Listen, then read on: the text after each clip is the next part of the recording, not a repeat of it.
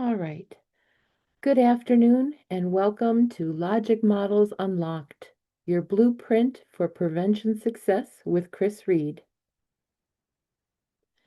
This presentation was prepared for the Great Lakes PTTC under a cooperative agreement from the Substance Abuse and Mental Health Services Administration, or SAMHSA. The opinions expressed in this webinar are the views of the speakers and do not reflect the official position of the Department of Health and Human Services. Got a few housekeeping items. If you have technical issues, individually message me, Rebecca Buller, or Nicole Augustine in the chat section, and we'll do our best to help you.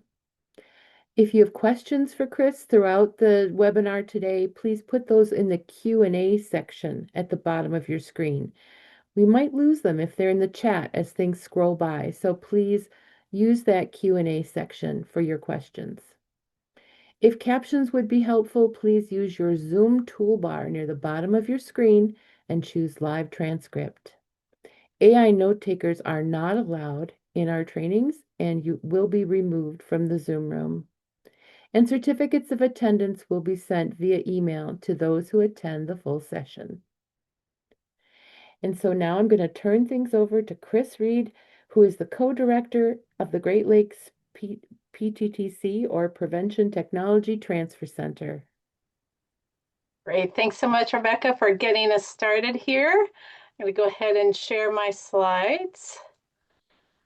All right, great to see you all here today. It's going to be a fun time. I have to say, I love training logic models. Maybe some of you might be like, how could you ever think that? But I do. I love them. And hopefully by the end of this training, you will love them too. So let's talk about what we're going to cover. First of all, just some general introduction points into logic models. Then we need to talk about some of the terminology I'll be using as we're going through how to build a logic model. Then we'll get into the nuts and bolts of creating a logic model, and then how to put that into action and move forward after the webinar today.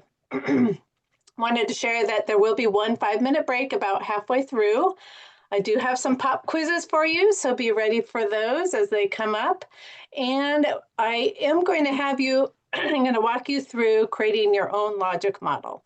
So with that in mind, I know Rebecca sent you an email with the logic model worksheet attached. If you didn't get it or can't find it at the moment, in the chat, there's a link to where you can download this worksheet. I want to make sure that you have access to this worksheet so that you will be able to participate in the activity coming up in the second half of the session. I would love for people to give me like an emoji if you were able to download the logic model worksheet, or put in the chat yes. Just there we go. We got some thumbs up, some hearts. Great. Lots of yeses. All right, if you are having any trouble doing it, you also can get just a regular piece of paper, blank piece of paper. And if you wanted to create your own logic model on a blank piece of paper, that will work too. All right, so let's talk logic models. What is a logic model? Just make sure we're on the same page before we go too much farther. So you can consider a logic model in a few different ways.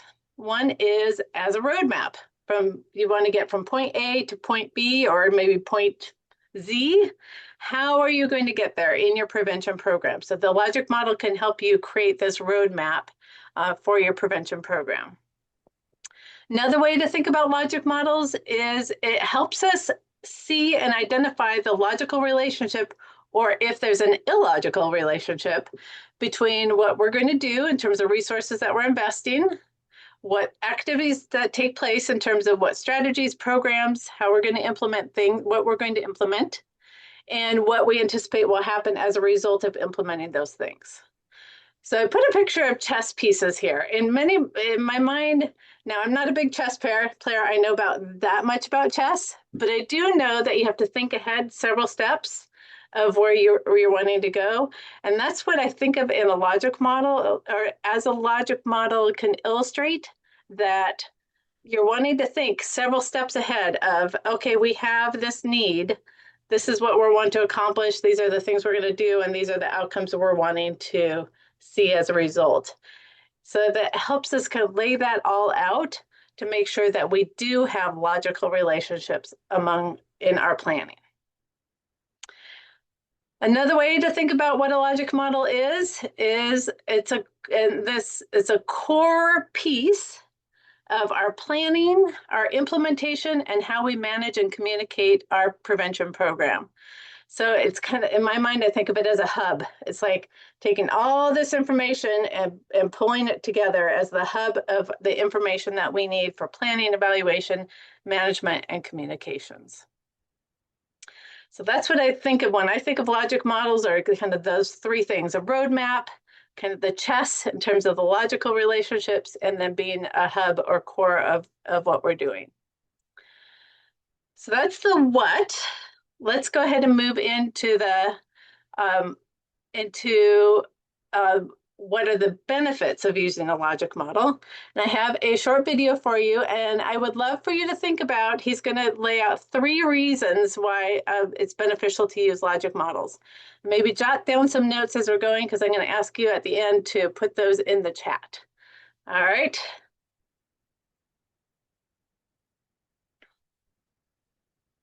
The benefits of using a logic model, I suppose, are threefold. The first is that it will help to improve any service or program or intervention that you're planning, that you're designing, because the process of producing a logic model, of answering the questions that you're required to answer in order to put one together, will help to sharpen thinking and improve that service or program.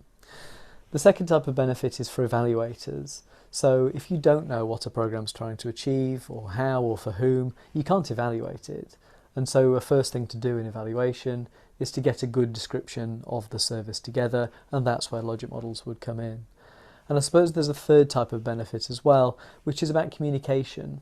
So a good logic model should, in fairly simple terms and quickly, describe to people what it is that that service or intervention is doing. And so it can help to communicate about that, to tell other people about it. All right. So I'd love for you to put in the chat, what are the 3 benefits that he outlined in that video in terms of the benefits of using a logic model? Let's see what we have here. Great. Yeah. Yeah, Alana succinctly said process, evaluation, and communication. Absolutely. Lots of you got it. All right. So as we're thinking about, oh gosh, I have so many things to do. Now you want me to also create a logic model. There's too much to do. Well, really, this can save you time in the long run to create a very solid logic model of what you're needing to do, what you hope to do, and what you hope the outcomes are. Will help you save time, energy, money in terms of what you're doing and why you're doing it, to make sure you're doing what should be done. All right, well done. All right, so let's get on the same page with some terminology that we are going to be using when we are looking at logic models. First of all, our process and outcome evaluation is often used in terms of the terms in a logic model. So what do I mean by these? Process is looking at how was the program implemented. So was the program strategy implemented as intended? Was it delivered with fidelity, et cetera, is the process evaluation piece. So what happened? All right. Then the outcome evaluation is, okay, we implemented this, but did anything change? So process is what happened? Well, outcome is, did anything change? Ready for our first quiz? Give me a thumbs up if you're ready for a first quiz. Anybody? All right, we got a few people ready. All right, a bunch of people ready. Okay, first quiz is, sorry, I did remember that I should give you a few examples before I jump into the quiz. Before I was going to jump into the quiz, I thought, I should give you a little bit more. All right, so here's some examples. Examples of process evaluation questions. Where was the program implemented? How many participants? What were the demographics? Was it implemented as designed and planned? etc. All right, so those are some examples of process evaluation questions. Some examples of evaluation questions. What knowledge, skills, and attitudes changed? What was the priority risk factor that you were trying to impact? Did you impact what your priority need was? So those are examples of evaluation questions. Any questions about the difference between the two before I get into the quiz? And I'm seeing there's one question in the Q&A. Can you use AI to create a logic model? I would not recommend it because I think it's important for you to be able to think through exactly what you're wanting to do and how to do it. That would be my recommendation. Now, could it? It might. And what you might do after you create it, you might put it in and just say, is everything logical in this logic model? That might be a good use for AI. All right, so no questions about process versus outcome. Oh, can you see the last slide? Sure, Kay. Let me go back. This one. Some examples of evaluation questions. All right, I got a heart there. And you have access to these slides, just to make sure you know that. Those can be downloaded from the same page that you got the worksheet from on our website. All right, and there Rebecca just put it in the chat. Now we're ready for our pop quiz. Number 1, indicate if a finding is a process or outcome evaluation. And there's 5 different ones, so you'll need to scroll down. So is it a process evaluation question or a piece of information or outcome evaluation piece of information?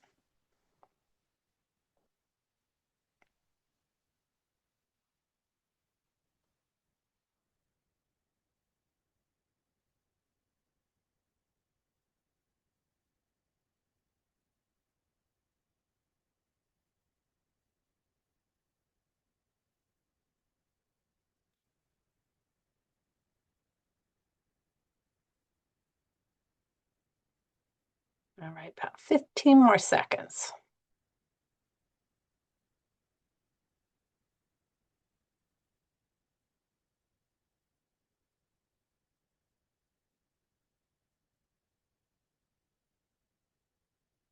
All right, about 3/4 of you have participated. Anybody else still working on it? A few more people coming in here. Excuse me. All right, let's go ahead and end the poll and share the results, the answers. All right, question number 1, number of participants attending each session of the program. So that would be process, because that's looking at what happened. So in terms of when you actually implemented it, who was there, what was happening, etc. Number 2, increase in refusal skills. So well done. We got 87% said outcome evaluation. And that is correct. It is a short-term outcome, which we will talk about in just a moment. Decrease in underage drinking. Again, well done. That's an outcome evaluation, answer to an outcome evaluation. Number 4, level of fidelity of implementation. Again, great job. Process. Number 5, decrease in availability of cannabis. Well done, everyone. 89% said outcome evaluation. That is correct. Nicely done, everyone. All right, so that's the first piece of information in terms of the terminology that we want to make sure we understand in order to look at and work on logic models. So next piece of that is let's break down that outcome piece a little bit more into short-term and long-term outcome, because we're going to have 2 columns in our logic models. One will deal with short-term outcomes and one will deal with long-term. So we need to make sure we understand the distinction between those 2. All right, so before I look at the definitions of these 2, this is a really important point that I'm hoping everybody can get. A lot of people equate short-term outcomes and long-term outcomes as a reference to time. It's not necessarily a reference to time in terms of something that's going to happen really shortly after you are done with your intervention, implementing your program, versus you have to wait a long time to see this. Doesn't necessarily need to be that, or it's not necessarily that. So the second part on here, that short-term outcomes precede long-term outcomes, but a long time does not have to pass before something is considered a long-term outcome. So it's that precede part that is really the key word. So short-term outcome, we will see that before we see a long-term outcome. Any questions about that? Because this can be a stumbling block for folks. Michelle says, can you give an example? Absolutely. So let me go to this next slide and then I will give you an example. So short-term outcomes, these are typically a change in skills, knowledge, or attitude. And what I say here is it's often connected to a risk or protective factor, looking at a change in those. And again, like I said, they precede a change in behavior. So a short-term outcome could be refusal skills when we're looking at substance misuse prevention. Could be social and emotional skills. It could be in terms of attitudes. It could be shift in the favorable attitudes towards drug use. Those kinds of things. All right, does that help? Okay, great. Michelle says, got it. All right.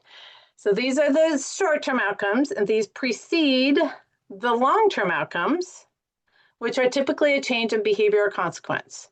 So these are changes in the rate of underage drinking within our community, the change in decreasing, hopefully we're working on decreasing prescription misuse, those kinds of things. So it's a change in behavior or consequence. And the second bullet point, in my mind, it always helps me to think about, okay, why are we even doing this? Why are we bothering doing all this work with substance misuse prevention? It's the long-term outcome. This is the why we do our work. We want to impact the rate of, like I said, the examples of underage drinking. We want to decrease the number of youth using alcohol, tobacco, other drugs, cannabis, et cetera. We want to reduce the amount of substance misuse amongst adults and older adults, et cetera. So it's the ultimate reason of why we're doing this. The short-term outcomes, things like increasing refusal skills, changing attitudes, those are the mechanisms to which we get to these behavior changes. Okay, so if we were looking at evaluating our program and we saw a change in favorable attitudes towards drug use, it's like, well, that's good. That's helpful to know. But really what we want to know and what we want to see is that we have decreased the rate of early initiation of drug use, perhaps might be. That's the ultimate reason of why we're doing this. Okay. Alana says that was a lot, but I think I got it. Any questions about that? Anything that you're still like, I don't quite get that, Chris? Anything before we move into our next quiz of looking at short-term versus long-term?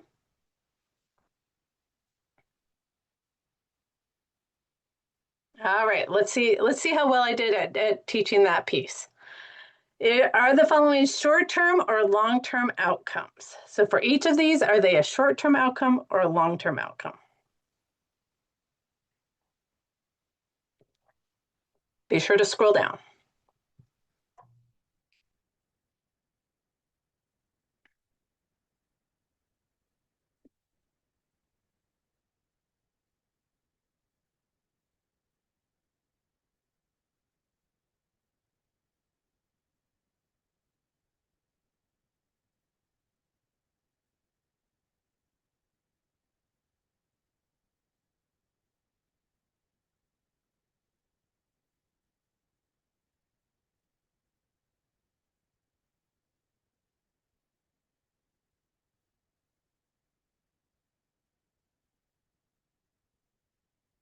About 15 more seconds.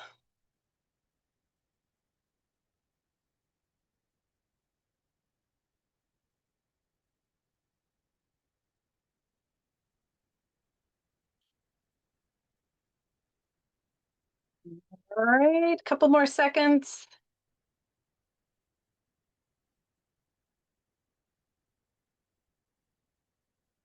All right, let's go ahead and end the poll and share the answers. All right, so the first, decrease in favorable attitude toward drug use. So again, here it's like, is this something that needs to precede a long-term outcome in terms of, in this case, attitudes toward drug use would be preceding the early initiation of drug use might be. It precedes, it's not the ultimate reason why we'd want to do it, right? Do our prevention program, our prevention work. So it would be a short-term outcome. So well done. 63% of you got that right.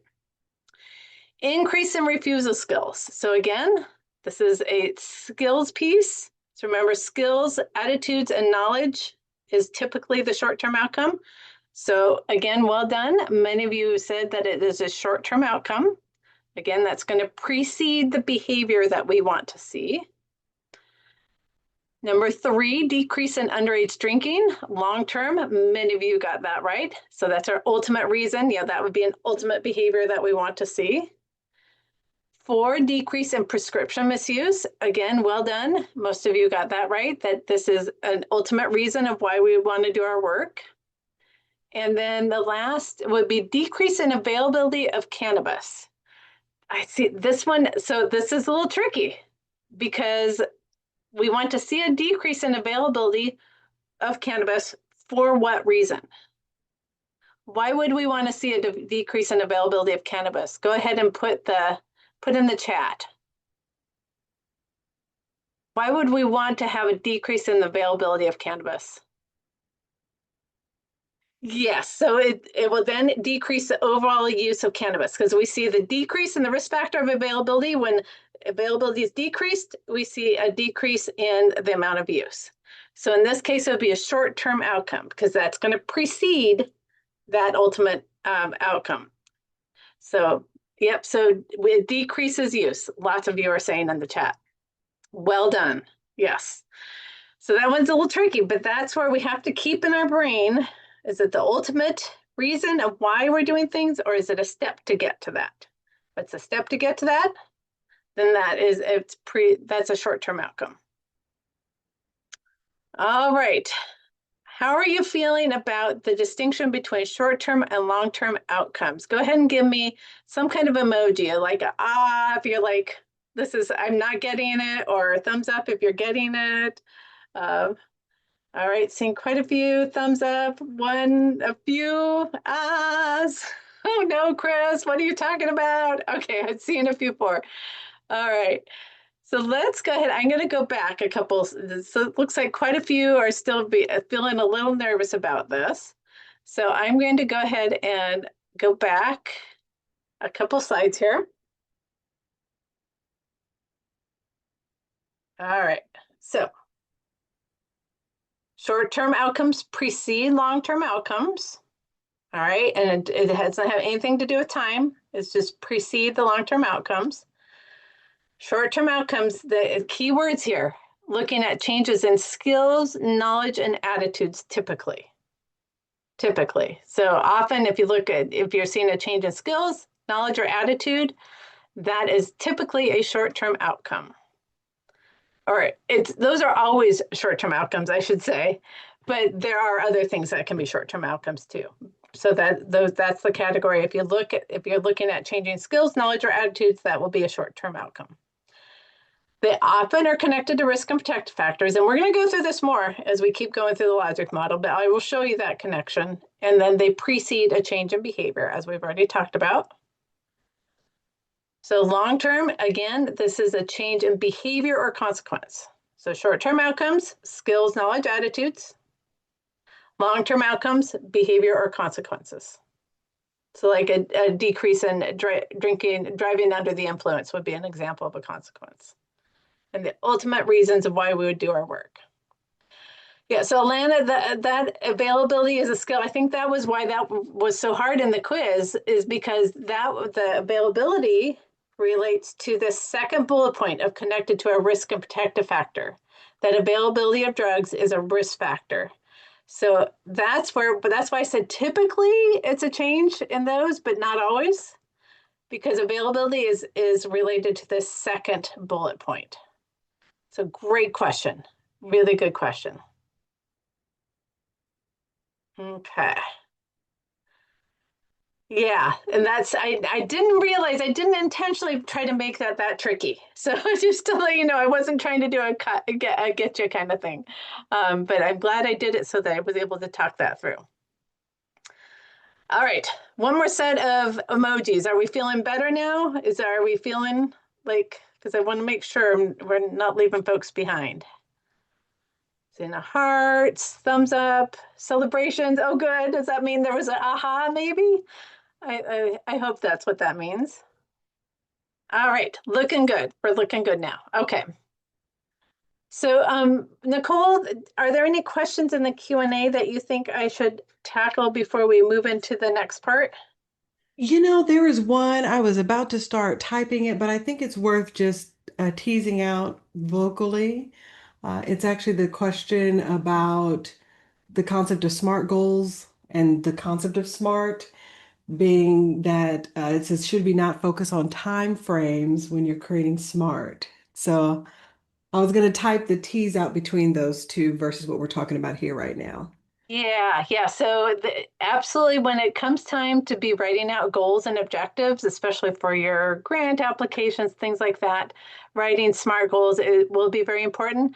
I wouldn't focus on that at this point because that's going to make it harder. I'm wanting to make sure that you're understanding what goes into each of the categories, and then that could be a whole nother step that you can make sure that your goals are their SMART goals.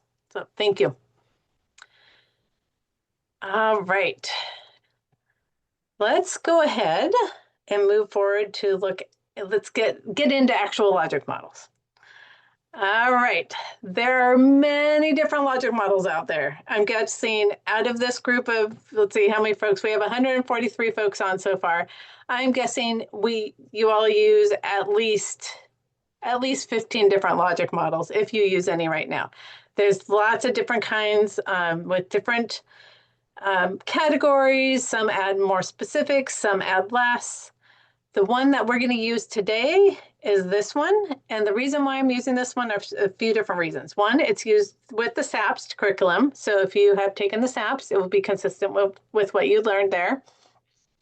And it's the one that contains the basic, I guess basic's not quite the right word, but the basic categories that you will see in most logic models. So it's like you take this is the foundational one in my mind, and then others often add things and might use, like they might use a mid-term outcomes. They might add in different things like that. So if you can get the hang of this one, I think it will serve you well in all the other logic models that you will come across. All right, so that's why we're using this one today. Want to make sure that we're keeping in mind as we are talking about these logic models that the content that we are going to use to put into these different parts of the logic model comes from our work in strategic planning. How many of you are familiar with this strategic prevention framework and use that in your work? I'm seeing thumbs up, quite a few. Some people are familiar. All right. Looks like most folks are. Okay, great. So this is a strategic strategic planning kind of framework. There are other strategic planning frameworks as well in the general sense of it. But if you aren't familiar with it, there is a great online training that SPTAC created, SPTAC. If you go SPTAC and SAMHSA, you will find online courses and that will help you understand all of the different steps of the SPIF. But I will pull in these steps into what we're doing with the logic model. So this is where we're going to pull that in. As we're going through creating our logic model, we're going to use step 1 of the SPIF assessment. The results from our needs assessment is going to be put into this box, right here, the first box. For the second box, risk and protective factors box, we're going to pull from steps 1 and 3 of the SPIF. In the middle box, interventions, that's going to be pulled from our planning and implementation steps. That's steps 3 and 4. Our short-term outcomes box is going to come from SPIF steps 1, 3, and 5. So that's assessment, planning, and evaluation. And similarly, the long-term outcomes is going to come from steps 1 and 5 for long-term. So that would be assessment and evaluation. All right. Any questions about that so far in terms of the SPIF? We're pulling the SPIF in. All right, so again, thinking about what a logic model is, it's the hub of the information. That's where pulling all this information you're doing, all the different steps of the SPIF, and pulling it into this one logic model, making sure that everything that we're putting in here is logically related. When we're building this then, as we're pulling in that information from the SPIF, we're going to work from the outside in is what I would suggest. So you're going to fill in the outside boxes first, those two first. Then you're going to fill in the next two, and then you're going to fill in interventions. So that would be my recommendation of how to approach completing a logic model. All right. Oh, I love that, Barry. Begin with the end in mind. Oh, perfect. Love it. All right. So let's go through a couple of examples to make sure that I'm being clear of what I'm saying. So let's go outside of our field. Let's look at heart disease prevention. Let's say that we found in our community there was elevated rate of heart disease among 40 to 55-year-olds within our community. We would then say, well, gosh, ultimately then we want to reduce the rate of heart disease among 40 to 55-year-olds within our community. All right, so starting from the outside, for the information we got it from is from our assessment. So step 1 of the SPIF was a needs assessment, and we found an elevated rate of heart disease among this group. And that's from our two outside, it goes to our two outside boxes. And then we did further digging and we found that in our community, the BMI is above normal range for a significant portion of our community. So that's where the risk factor for one of the risk factors for heart disease is an elevated BMI. So then the short-term outcome would be a reduction in the BMI. The interventions that we could work on is getting folks in our community to have 30 to 65 minutes of daily activity. Working on eating a heart-healthy diet would be some evidence-based interventions to work on reducing our BMI in terms of losing weight and getting more fit, and ultimately to impact the rate of heart disease in our community.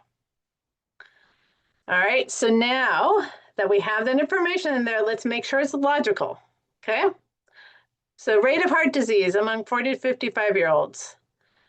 Is it logically related to having a BMI above normal range? Is that a risk factor, evidence-based risk factor for heart disease? Thumbs up if that is. Yes? And one thumbs up, thumbs up. All right, you're in agreement with me. Okay, so if we know that BMI above normal range is an evidence-based risk factor for heart disease, then what about if we work on increasing the amount of activity and the heart-healthy diet that people are eating in our community? Again, evidence-based, as far as we know. I realize we aren't necessarily in that field, but from the information that we know, seeing a few thumbs up, yes, yes, yes. Logically related. All right, seeing quite a few thumbs up. All right, so then if we implement those things, is it logical to think that we might start seeing a reduction in BMI across our community within, and we'll look 40 to 55-year-olds, okay? Seeing thumbs up?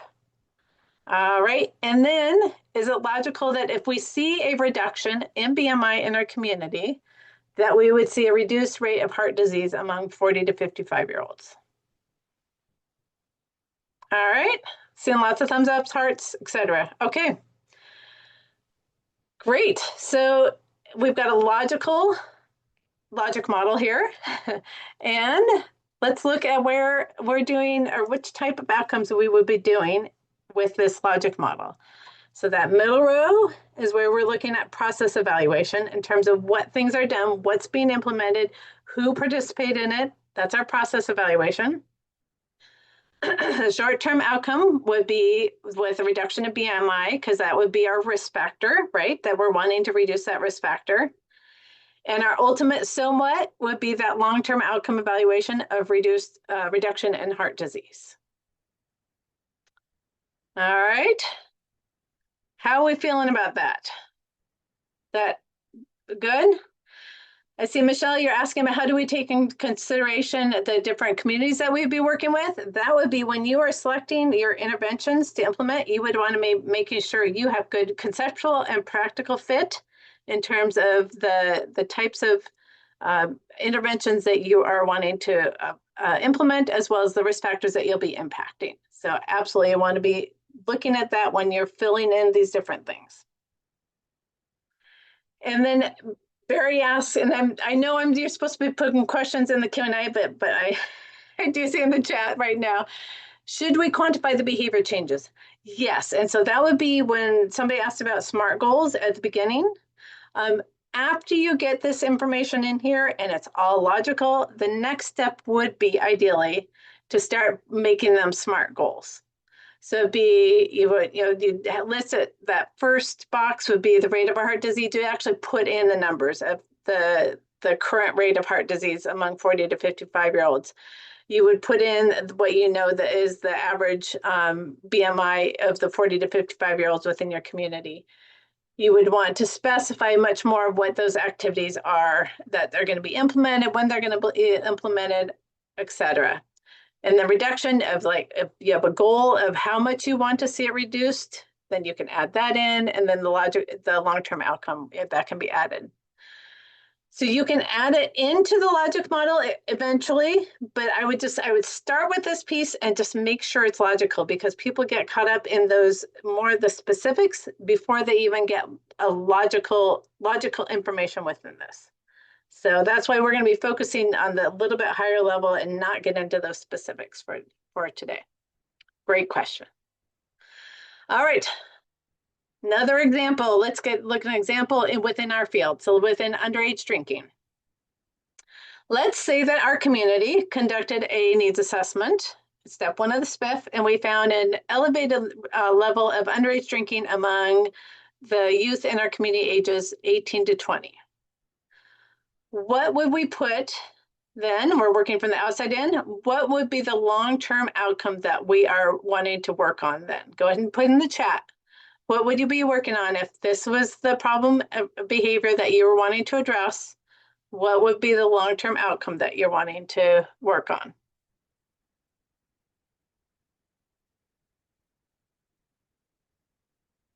Go ahead and put it in the chat. I see some. All right. Many of you got it. And this is not a trick question at all.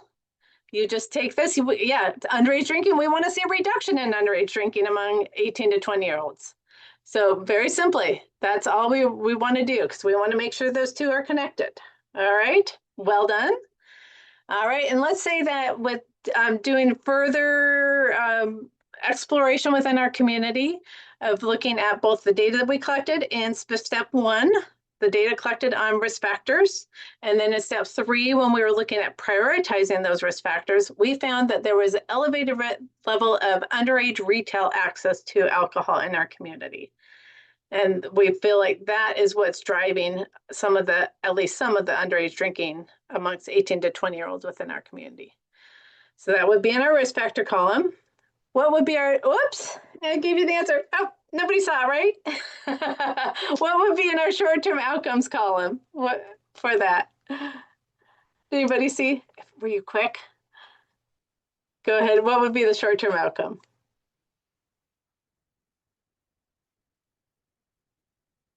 All right. I see a few folks. Go ahead.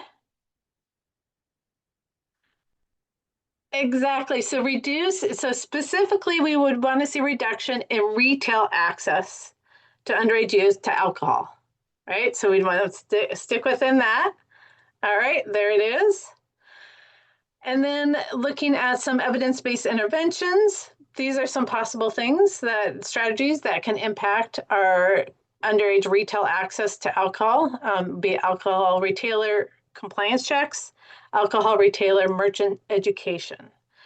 Does anybody know of other evidence-based strategies that impact underage retail access to alcohol, of what you might put in this intervention column? Anybody, any other ideas?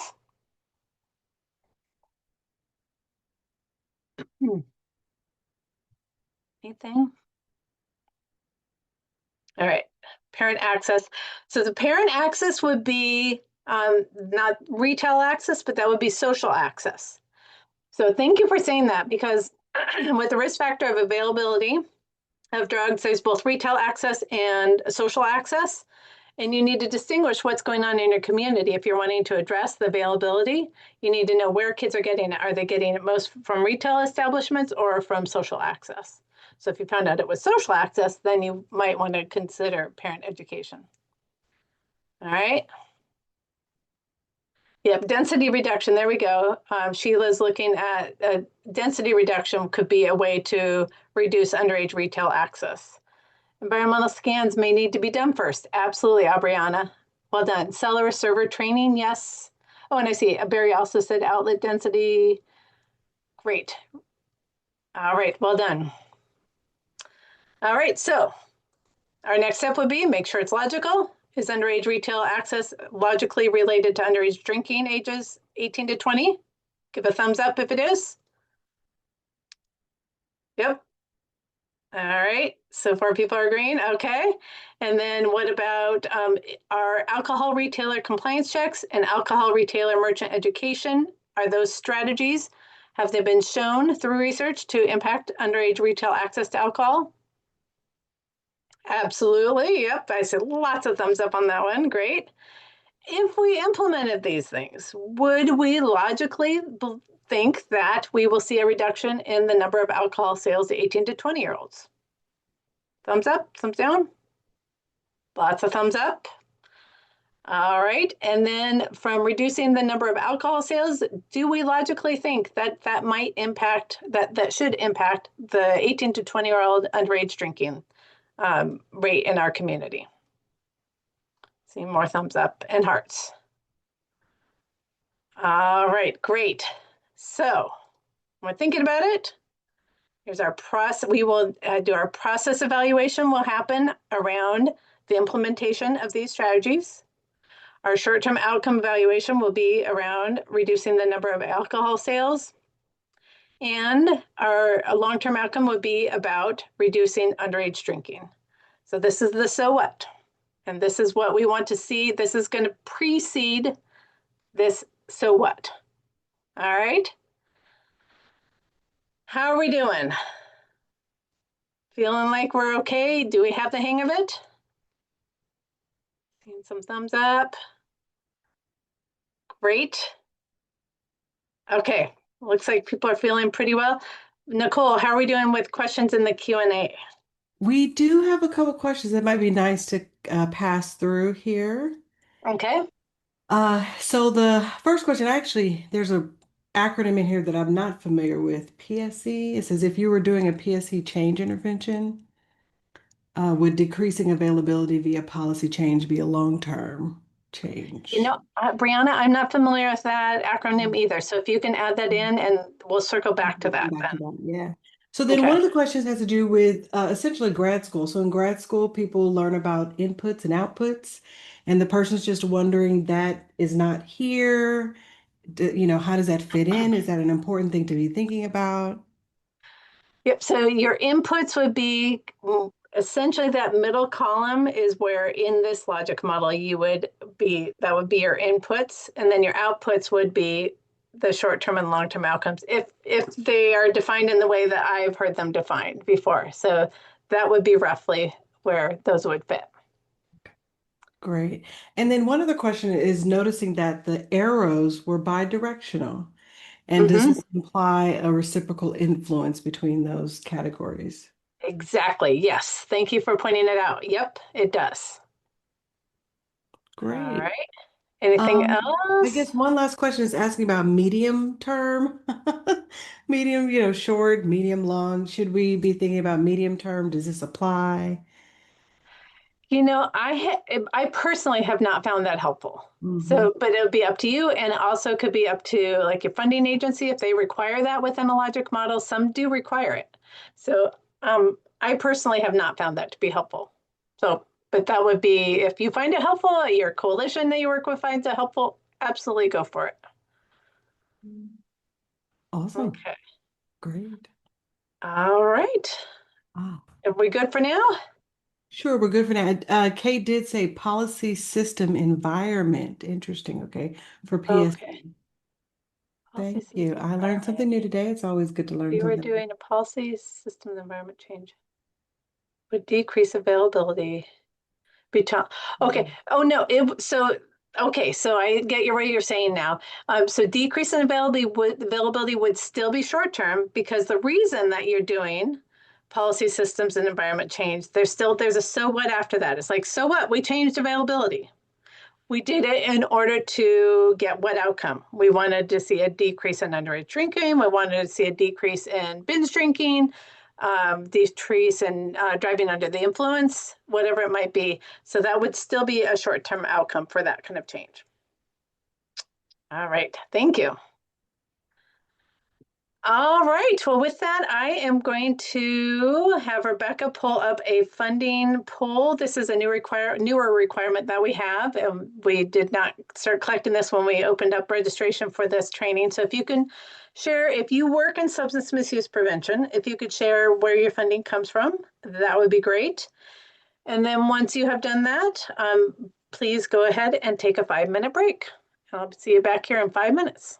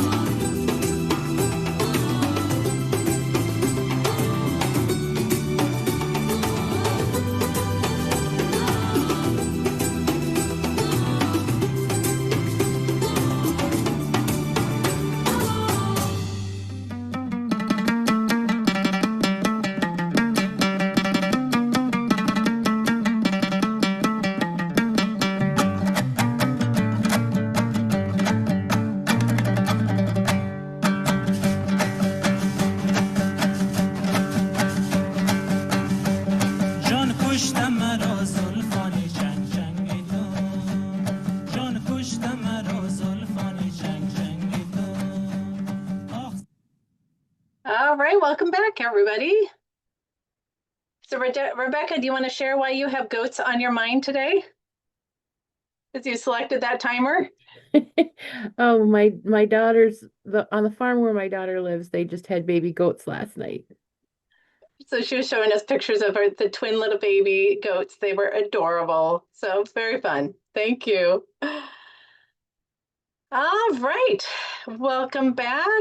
If you are here, I see some hearts coming up for the goats. Go ahead and give me a thumbs back if you are back at your seat or chair, whatever you're at, and couch, wherever you might be. Maybe you have a standing desk. All right. See lots of folks here. Great. All right. Somebody pointed out in the chat that they viewed inputs and outputs differently than how I described. So I did a quick search during the break here, and there are definitely different ways to look at it. And I perhaps have a unique view. So I want to pull up this one is from University of Wisconsin-Madison Extension Services. So this is more similar to what somebody put in the chat of thought about inputs and outputs. So the inputs is what is invested, and outputs is what we do in terms of the activities and who we reach. And that would be different from outcomes and impact. So in the logic model that we're looking at today, the outputs would be that middle column, the interventions column. And it's what we're putting in to do that would be almost outside of the logic model that we're using today, if you're thinking about it in this way. So hopefully that is helpful. All right, I am ready for you all to start taking action and building your own logic model. So pull out that worksheet that you have either printed out, or if you have a second screen and you're going to do it on your computer screen, or if you have a blank piece of paper and want to just be filling it out on a piece of paper, that works too. All right, here we go. Box number 1. So, and you'll see at the bottom corner, I keep trying to I put in here an indication of where we're at in the logic model. So box number 1 is right here, and box number 1 is the priority problem behavior identified through your needs assessment. All right, so here are some examples. Could be underage cannabis use among 18 to 20-year-olds. Could be prescription misuse in older adults ages 70 plus. Could be binge drinking among young adults ages 21 to 25. Vaping by high school students. Those are some examples. So go ahead and write in from your needs assessment in your community, what would you put in that box number 1? And once you've written it down or typed it in, if you could go ahead and put in the chat what it is.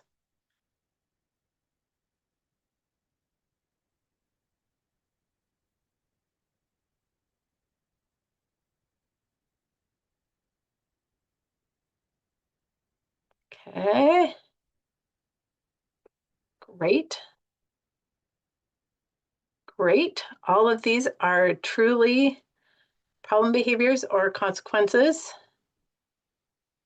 Great. Great use. Well done. In use, vaping. All right. You all are right on track. Okay. Anybody need any more time? Are we good? All right. Not seeing anybody need more time. So let's go ahead and do box number 2. Box number 2 then is going to be your priority risk factor. So it's one of these are research-based risk factors are on the screen if you need to get some hints of what research-based risk factors are. And if you aren't familiar with them, I would go back and watch the recording of the risk factor training that I did a couple months ago now, if you want more information on what the research-based risk factors are. So box number 2, put in the risk factors that you have prioritized within your community to be addressed in order to impact box number 1.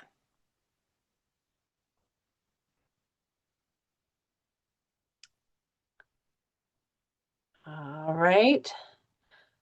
So I'm seeing some folks have availability, favorable parental attitudes, availability, retail access.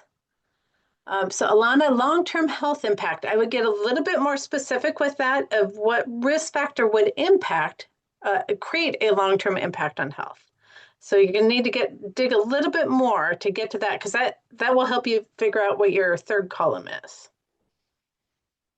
Great. Going through. Well done. All right. Well done. Can I ask why we aren't working from the outside outward in? Great question, Don. You absolutely could do that. I just wanted to go through. I probably should have done it that way, Don. Now that you asked me that, I don't know why. So we will come back to it though, but good question. I will make that change for next time. All right. Okay, well done. So then box 3 is from step 3 of the SPIF of what evidence-based prevention program, strategy, policy, intervention will address your priority risk factor that's a good fit for your community. So this is where we go to fit. You need to know well your community and who you're going to be serving to make sure it's a good fit for them. And I put a few references for these for you to look at if you're coming back to this over time, that these are resources of where you can find information about evidence-based strategies, both what does work and what does not work. All right, so prevention program or strategy, box 3. Go ahead and put that in the chat once you've had a chance to put it in your logic model. All right. So what strategy, program, policy will impact the risk, reduce the risk factor to create the outcome? Okay.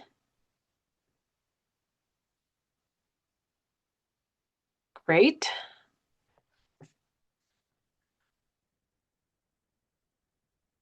All right. Okay, well done. You guys are doing great. You all are doing great. All right, let's go ahead and go to box 4. So this is where you're going to look at what risk factors you put in box 2, and you're going to link it to your box 4. So here's some examples of how to do that.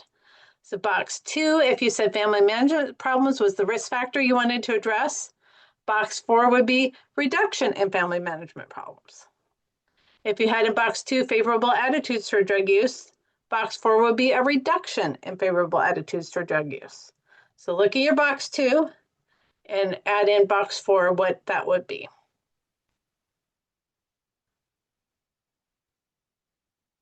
Great. And people already put in the chat. You all are moving forward. Well done.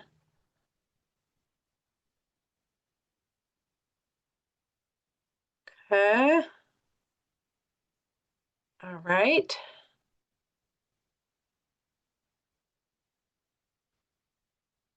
Everybody's doing great. All right, box 5.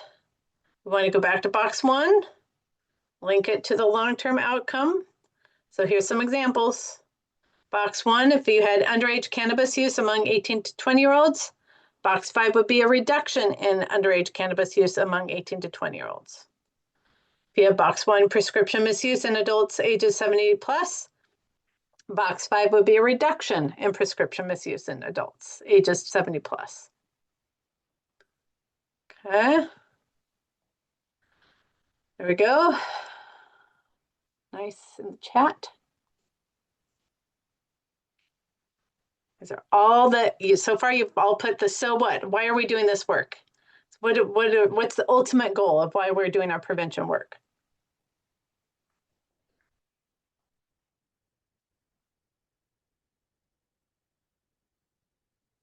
Great.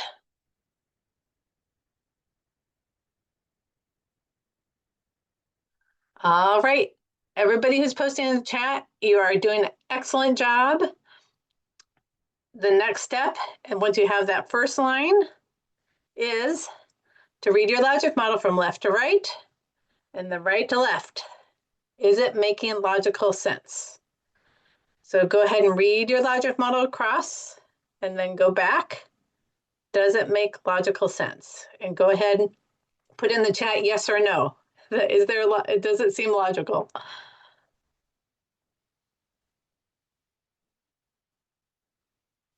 Yes. See, I love it. All right. So far, everybody's a yes. So Cynthia, you said I chose reduction in violence at high school sporting events. Does the short-term outcome need to be defined in terms of percentage of reduction? I'm not quite sure. I would have to see all of it. And at the end, we're going to talk about how you can access TA. So if everybody has individual TA needs on this, learn how you can access that in a little bit. So I'm sorry, I would need to know more to be able to answer that question. All right, so I'm seeing yeses so far, everybody. How are we feeling? First row of logic model, got it? Yes, or you could do the if they're like, oh no, this is too much, or hearts or celebrations or whatever you want to, however you're feeling at the moment. Lots of thumbs up so far. All right. Not seeing anybody looking too frightened at the moment. Good.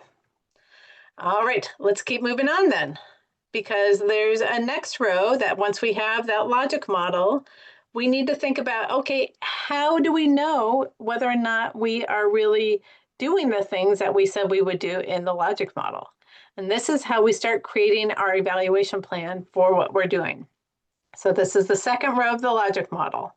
And it's super easy as long as you have a solid first row of your logic model. The second one comes really easy. You just take this first row and you convert it into a question. So let's look at some examples. So let's say box 1 and 5, let's say they were wanting to address underage drinking in 18 to 20-year-olds in Duckburg. Questions for boxes 6 and 10. So again, see how I'm linking those in this little graphic on the bottom right.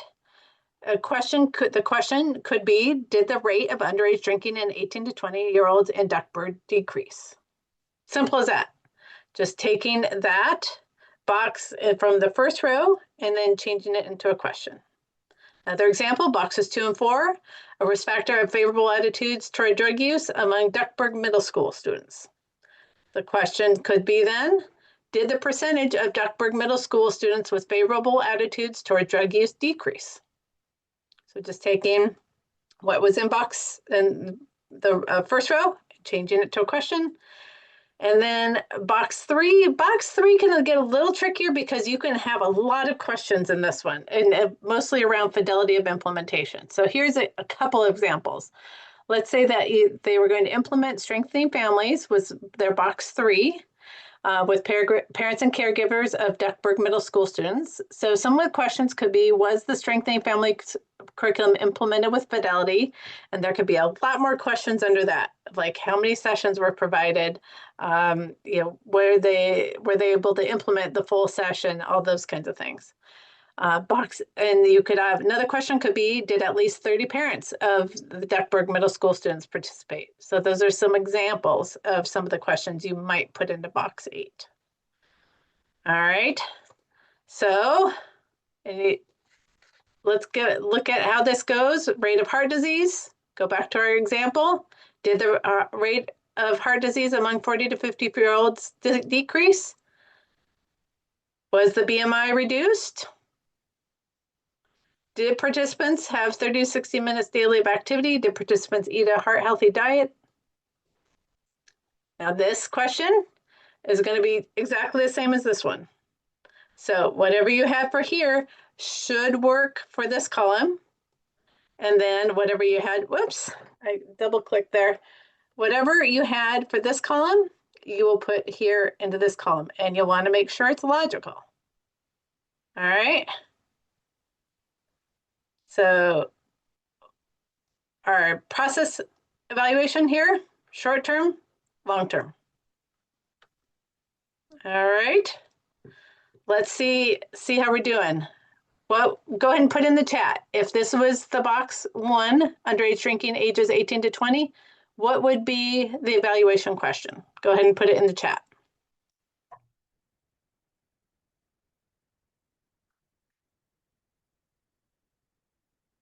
What would be the evaluation question for this, for underage drinking ages 18 to 20?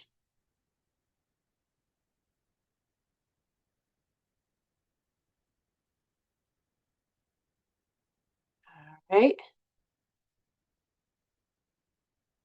There we go. Yep. Well done. Yes. Did underage drinking by 18 to 20-year-olds decrease? Yep. All right. What about for this next one? Retail access to alcohol by 18 to 20-year-olds. What would be the evaluation question for that one?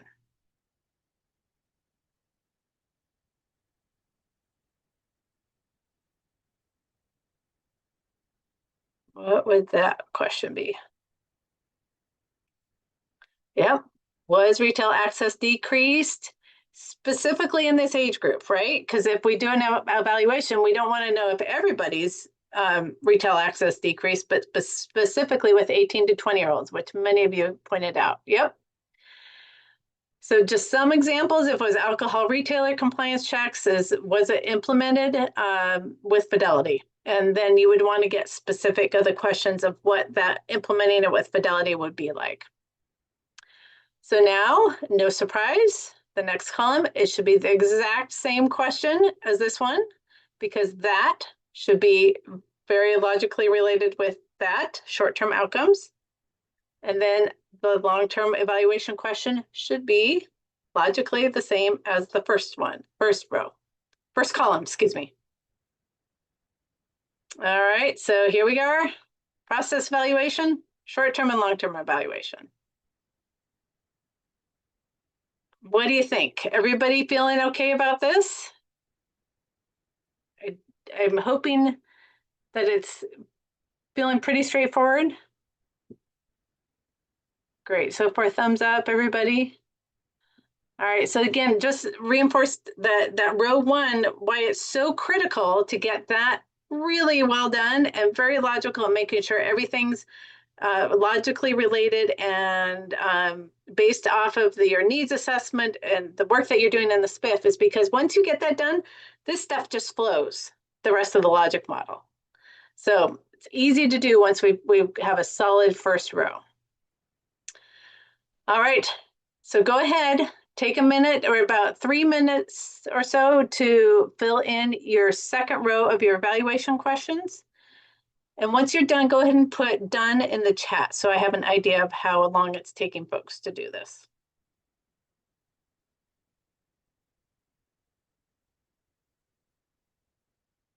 Oh, some of you are doing work as we're going. I love it.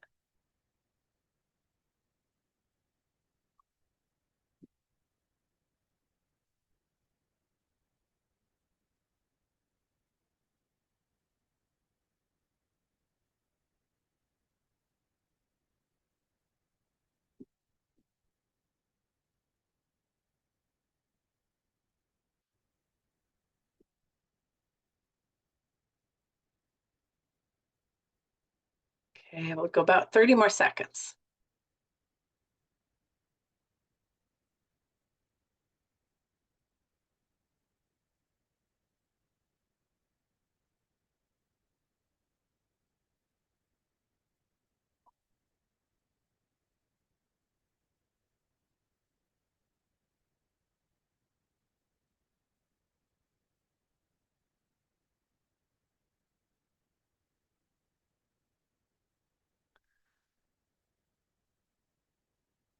All right, it looks like we've got a good number of folks who are done. I'm going to answer a couple of questions while if there are folks still finishing that up.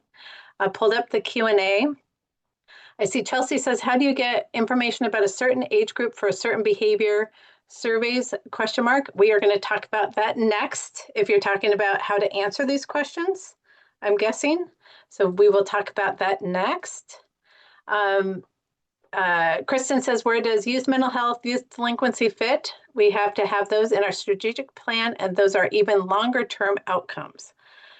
So that might be, again, for the logic model you need to create for your funding agency, you might need to add in another column, past long-term outcomes, and maybe they already have a definition for that, but that might be for your unique situation. You might need to add that in. Let's see, if you have a new pilot program and you want to research effectiveness, not yet evidence-based, would that not fit within the logic model framework? Absolutely. Good point, Becca. If you were wanting to test something out, you absolutely could put it in a logic model, and that would be one of the best ways to do that, actually, in my opinion. So yes, you can use it this way. You can use the logic model for that as well. All right, and then John says, apart from questions on fidelity, are there other possible evaluation questions that could be asked for the process evaluation step? Yes. What are other evaluation questions you think, and go ahead and put it in the chat, what are some other questions about process piece that aren't questions of fidelity? So Michelle says target population in terms of who showed up. Yep, exactly. What are some other questions that you could ask for that middle column? Any ideas?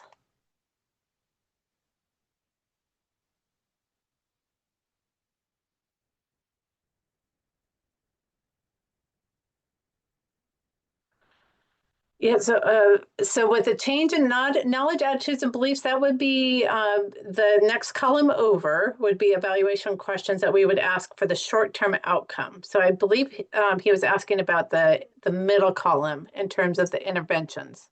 Completion rate, there we go, that's a good one. Participation, social media reach, number of education sessions, yep. So percentage of change, so that's moving over into outcomes. So that would be probably short-term outcome or long-term outcome. So John, hopefully that helps with some ideas. Those are some great ideas in the chat there. All right, so let's go ahead and get to data sources. So this is that third row of the logic model worksheet that you have there, is we need to figure out how we're going to answer these evaluation questions.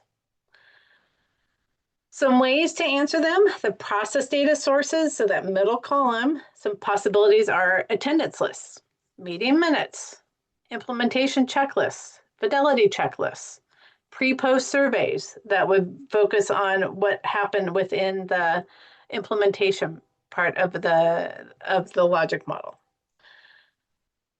The intervention part of the logic model and how you implemented that intervention. That's a better sentence there. All right, so some possibilities for outcome data sources are pre-post tests again, pre-post focus groups or interviews, surveys of participants, etc. It can also be your needs assessment results that you do within your community. I'd love to get some more ideas from you all in terms of process data sources. So that's thinking about that middle column of your intervention, your implementation of your strategy, program, policy, practice. How can you collect data to answer your evaluation questions in that column? What are some ideas of data sources? Social media.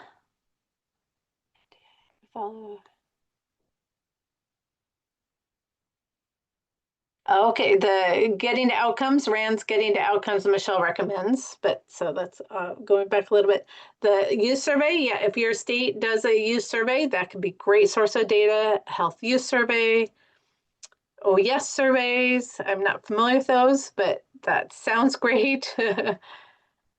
Consent forms, maybe, depending on what kind of information you collect in your consent forms. Yeah, there could be some demographic kind of information. Absolutely. All right. So it just occurred to me as I'm looking at this, so we're combining here some suggestions for both outcome data sources and process data sources are what's coming in here. So some of the process data, I'm seeing the examples are meeting minutes, the consent forms, reflections possibly, social media possibly. So those would be more the process data sources. Some of the outcome data sources I'm seeing are things like the biennial use survey, health use survey.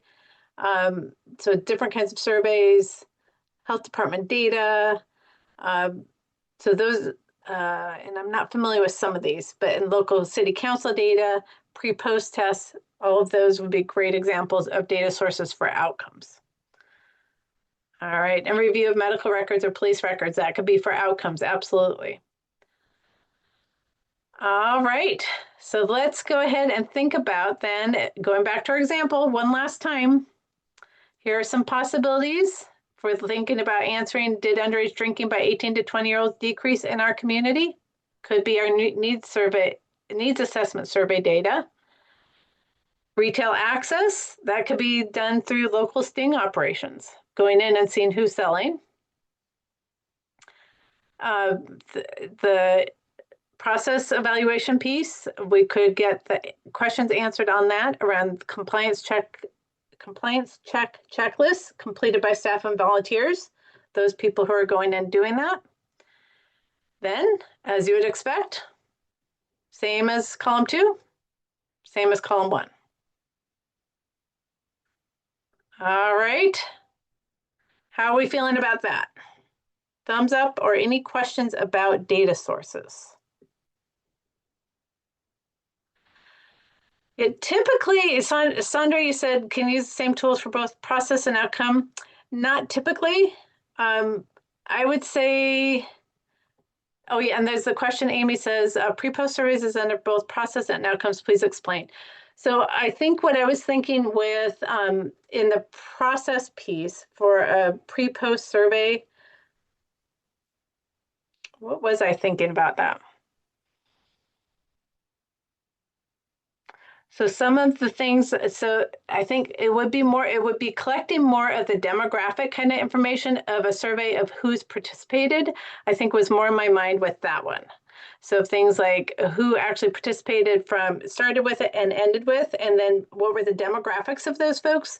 Like, was there a certain type of folks who actually completed it versus the ones who just started? I think that's where my mind was with pre and post for a process.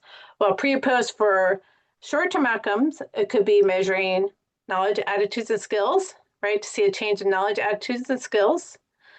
And then pre-post, I probably wouldn't do for long-term outcomes as much as I mostly is used for short-term outcomes. All right, good question. Thank you. A couple of you asked about that. All right. So your turn. Go ahead and put in some possible data sources to answer the evaluation questions in your row 2. And go ahead and put done when you are done with that row.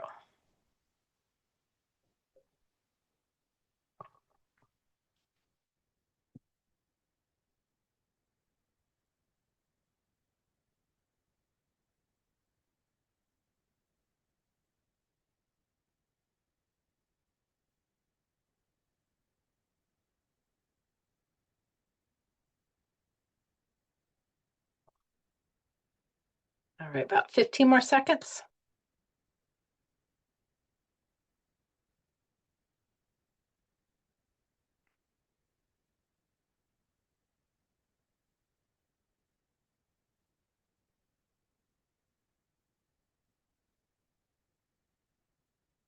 All right, and once you are done with that row, go ahead and look through all 3 rows, make sure going left, so right to left and up and down, that all of it is logical in how it's laid out.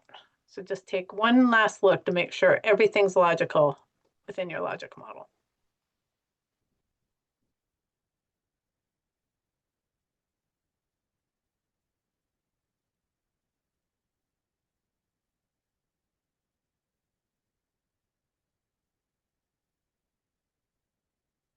All right, how are folks feeling about this method of creating a logic model, evaluation questions, the data sources? I'm seeing thumbs up. Feel free to put in the chat too. How are you doing? How are you feeling with your ability to move forward with creating logic models? Seeing one person's a little nervous, but lots of thumbs up. Thumbs up, okay. Understandable, good. Less painful than previous experiences. I'm glad to hear that, Angela. Very glad to hear that. Love it. Okay. That made my day. I appreciate that. All right. So as we are moving forward, I see one question popped up. Do you know of any data libraries or websites in which people or the government that supply some of this data for free? Yes, that's a yes. And a lot of the data that was currently available is no longer available right now. So it would depend on where you live, what kind of data you can access. If you live in the Great Lakes region, if you go to the SPIF Step 1 on our learning portal, you will see if you scroll down some ideas of data sources for each state in the region. But they do, yeah, and Tracy suggests county rankings and roadmaps. Other folks put in there, what data libraries or websites are you using that's free at this point and that you're finding still helpful? Anybody else have any other ideas? Go ahead and put that in the chat. All right, so as I promised, there is some help available on your logic model. If you live and work in Region 5, you are welcome to submit a technical assistance request form to us. Nicole is here on the screen modeling what this looks like, and there she is on camera. She is the one who receives those training the technical assistance requests for us. So just know that it goes to a real person. And if you are ever wanting to find this, if you go to the homepage of our website, you can click right from our homepage of our website to get to that form. If you're outside of Region 5, I suggest contacting your regional PTTC and seeing if this is something that they offer. I know several of them do. I didn't ask all of them, but I know several of them do. All right. Some ideas for you of how to move forward with this information from today.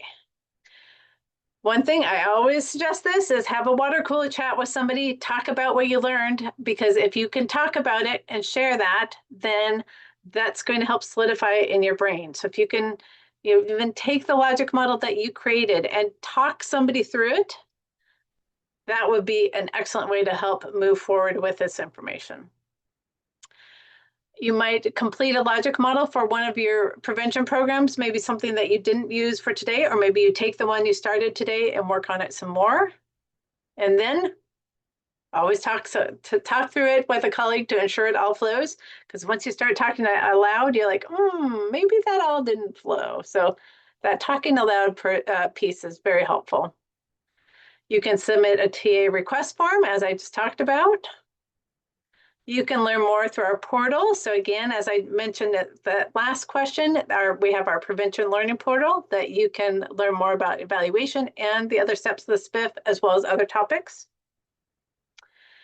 And you can watch the recordings of any of the Foundations in Substance Misuse Prevention webinars series that you missed. So we have the intro to prevention, we have the protective factors, risk factors, what does not work, what does work in terms of selecting effective interventions, and then the one today will be added on last. So hopefully that will be a helpful resource for you all.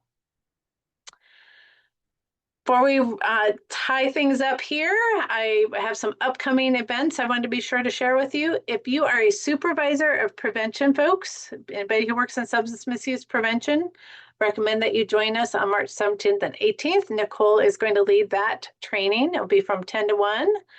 So there's Nicole again. All right.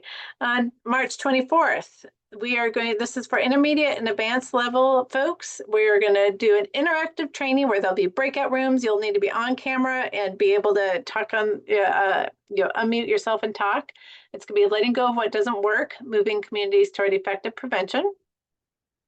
March 26th is going to be a webinar on making the case for prevention, crafting effective messages that build support.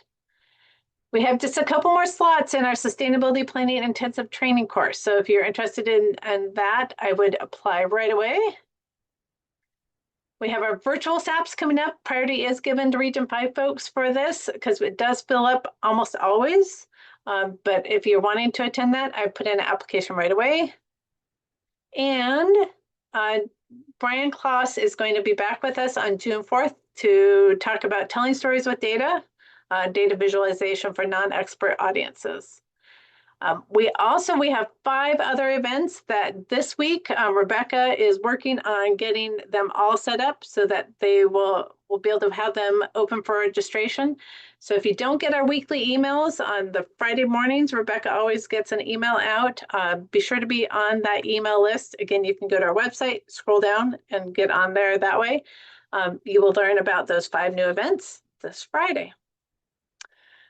All right, and with that, one more. Oh, forget to mention, if you are a social media person, love for you to follow us on LinkedIn and Facebook. And as we close out of here, you will be redirected to the GIPRA evaluation form. Let me know what worked for you, what didn't work for you with this training. Love to get your feedback. It's always so helpful. With that, Nicole or Rebecca, any last thoughts before we log off? Nothing for me. That was everything. Great presentation. All right. Thank you. Thank you to you all for being so interactive. Really appreciate it. It would not have worked without your interaction. So thank you for your willingness to participate and do all the work that I had you do during this session. I appreciate you all, and I hope you have a fantastic rest of your day. Take care, everyone. Bye-bye.